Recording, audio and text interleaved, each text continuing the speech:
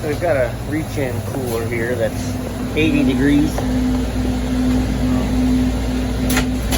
I've already unhooked where it was mounted, but this was sitting up on the shelf. This is the temperature controller and it is dead.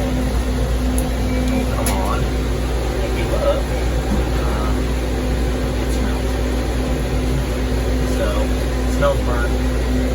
I'm going to go ahead and verify there's power running to it, which there is. But I'm going to verify it, and then we'll kill the switch and we'll change it. We should be up and running. Sit tight. Alright, so even now, I've got it powered off now, so we're good. But this still was providing 120 volts to the box. So it just burnt up inside. So it didn't trip the breaker or anything, it didn't short out. It just interrupted the flow of power. So we're gonna wire for wire this and then secure it. We should be back up and running. Okay, so as expected, we just wired it up and fired it up. It was 82, it's already pulled down to 35. I want to explain something about this thermostat and all thermostats for coolers. The temperature probe to this thermostat is inside the coil.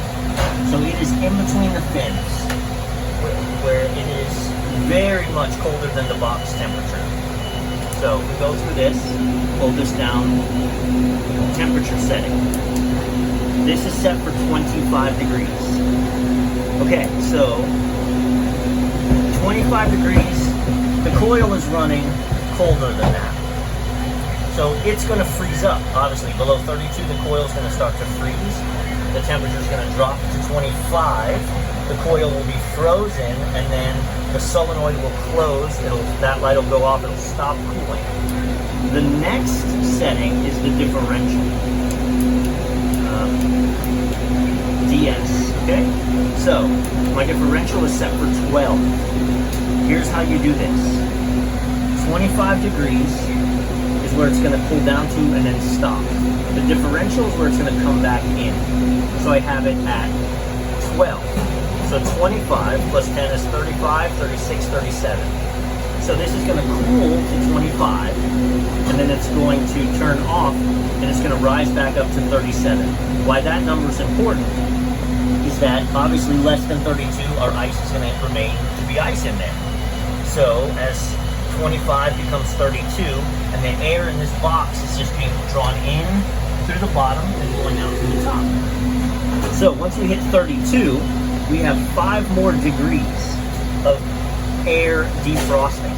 So the temperature of this box is going to be 37, 35, 34. This is going to hit 25. This box is not going to be frozen. The coil is. Then it's going to push that above frozen air over the ice block again and again and again, and it's going to defrost it until it's 37. Realize by the time the air temperature is 37 in here, ice can't survive at 37. The ice has been melted. That kicks on, pulls back down to 25. So that's the cycle of refrigeration defrost. Other than I keep opening the door, this is what I'm talking about. So the coil's 26. The temperature inside this box right now, there's a hanging thermometer over there, it's about 35. So this will hit 25. The box will be 34 or 33, and then 33 degree air plus 25 degree coil. Slowly climbs the air up above freezing, melts the coil. But there you have it. We are set up and good to go.